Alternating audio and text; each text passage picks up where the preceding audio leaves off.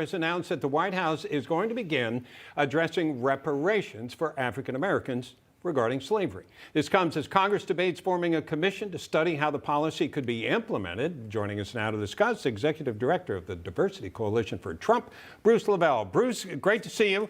What are your feelings generally about this? Well, once again, and thanks for having me. Happy Tuesday, Heather and Bob. You know, once again, here we go. Hashtag pandering to Black Vote 101.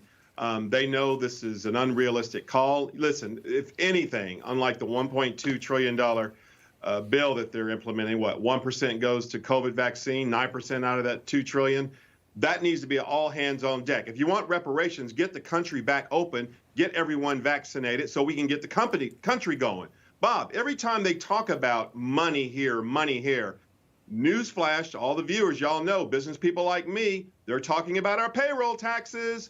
Guess what? They'll go up. Someone's got to pay for this. I am so tired. Listen, I know, America, we have some bad situations in our past. We're not perfect, but we're getting better. And I'm so sick and tired as a Black American here in the South, very successful at that, is that they always try to take this particular conversation and wave the carrot, Bob and Heather, in front of Black Americans, making this wishful thinking and a hope that we're going to just, this whole windfall of money is just going to come from anywhere. It is so disingenuous, and I wish this current administration would stop this pandering. And Bruce, you know, you mentioned waving the carrot. What is something that this administration could do? Because this is something that we've been talking about since, I think it goes back to 1989, and it continues to get brought up. What can this administration do that would be proactive and good, in your opinion?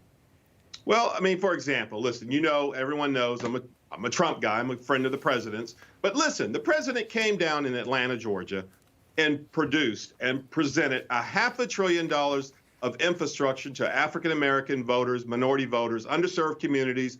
And guess what, Heather and Bob? It went quiet. No one talks about that. No one talks about, listen, we know there's been an unplaying field in the past, but we've gotten better and we're getting better.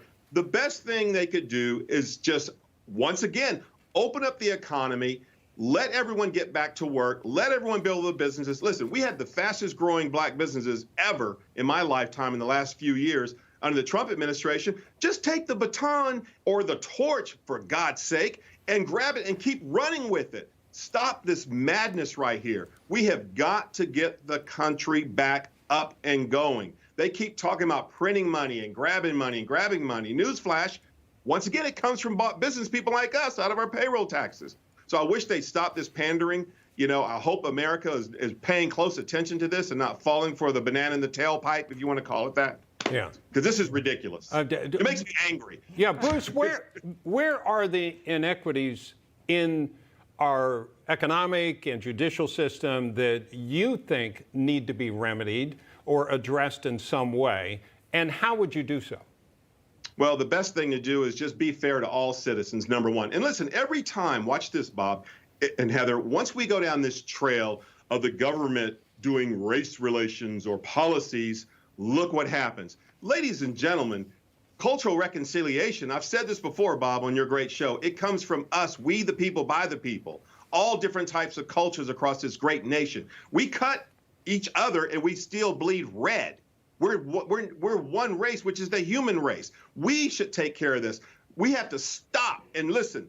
I'm about to write a cool op-ed about this generational curse that the Democrats have put failed policies on Black America for decades and decades. And President Trump, when he says, what the heck do you have to lose? He woke up America and got 14% of the Black vote. And by the way, Bob, I said this 2 days ago on you guys, your great Newsmax show, had the rest of the media world been fair and present the evidence as well as the information that the president and the world to see about the great economic advantages that the President Trump was putting out there, and you know, everybody for that matter. But no, they were too busy shutting it out and keeping it quiet so they could control the base. And now here we go again with the carrot again. Oh, come on over here. We're going to give you this. We're going to give you this. And this is such a travesty. It's such a disgrace to the American people. All right. It makes me angry, Bob. It really does. You are fired up. Thank you so much, Bruce. And we look forward to that, what did you call it, the cool op-ed that you're going to write about all this? cool. Okay. It addressed this type of stuff right here, All right. you know? Thank you so much, Thanks. Bruce. Thanks We for having love me. your passion.